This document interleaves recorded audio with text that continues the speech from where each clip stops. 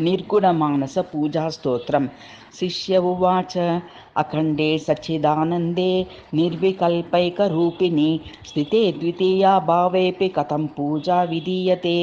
पूर्णस्यावाहनं कुत्र सर्वाधारस्य चासनं स्वच्छाय पाद्यमर्ध्यं च स्वच्छस्याचमनं कुतः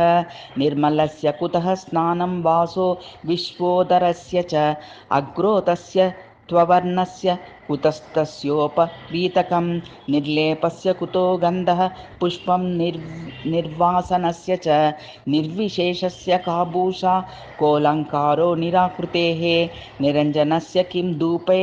दीपैर्वा सर्वसाक्षिणः निजानन्दैकतृप्तस्य नैवेद्यं किं भवेदिह विश्वानन्दयितुस्तस्य किं ताम्बूलं प्रकल्पते स्वयं प्रकाशचिद्रूपो योऽसावर्कादिभासकः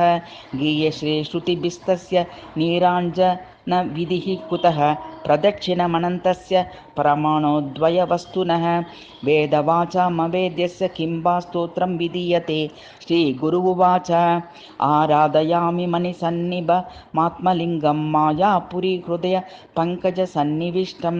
श्रद्धानदीविमलचित्तजलाभिषेकैर्नित्यं समाधिकुसुमैर्पुनर्भवाय अयमेतोऽवशिष्टो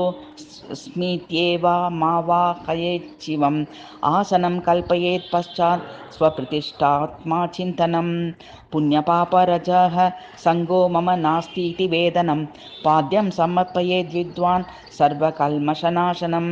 अनादिकल्पविधृतमूलज्ञानजलाञ्जलिं विसृजेदात्मलिङ्गस्य तदेवाद्यसमर्पणं ब्रह्मानन्दाब्धिकल्लोलकण्ठकोट्यं शलेशकं पिबन्ति द्रादय इति ध्यानमाचमनं मतं ब्रह्मानन्दजलेनैव लोकाः सर्वे परिप्लुताः अच्छेद्योऽयमिति ध्यानमभिषेचनमात्मनः निरावरणचैतन्यं प्रकाशोऽस्मीति चिन्तनम् आत्मलिङ्गस्य सदस्रमित्येवं चिन्तयेन्मुनिः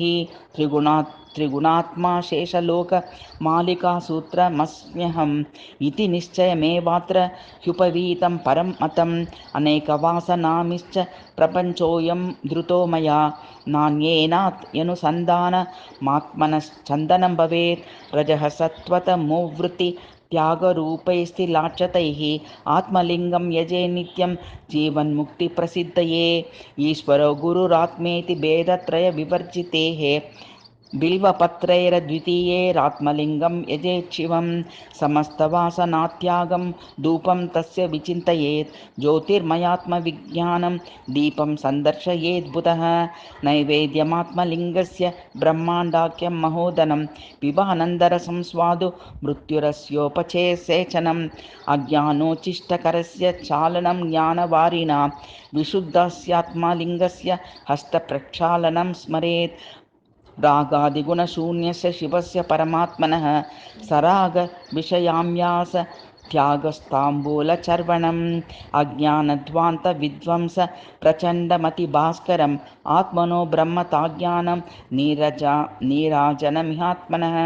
विविधब्रह्मसन्दृष्टिर्मालिकाभिरलङ्कृतं पूर्णानन्दामतादृष्टिं पुष्पाञ्जलिमनुस्मरेत् परिभ्रमन्ति ब्रह्ममाण्डसहस्राणि महीश्वरे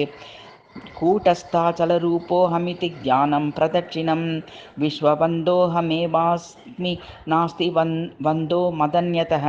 इत्यालोचनमेवात्र स्वात्मलिङ्गस्य वदन्दनम् आत्मनः सत्क्रिया प्रोक्ता कर्तव्या भावभावना नामरूपव्यतीतात्मचिन्तनं नाम कीर्तनं श्रवणं तस्य देवस्य श्रोतव्या भावचिन्तनं मननं त्वामलिङ्गस्य मन्तव्या भावचिन्तनं ध्यातव्या भावविज्ञानं निदिध्यासनमात्मनः समस्तभ्रान्तिविक्षेपराहित्येनात्मनिष्ठता समाधिरात्मनो नाम नात्यञ्चित्तस्य विभ्रमः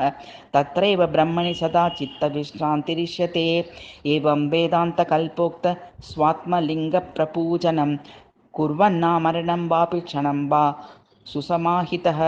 सर्वदुर्वासनाजालं पादपांसुमिव त्यजेत् विधूया ज्ञानदुःखौगं मोक्षानन्दं समश्नुते।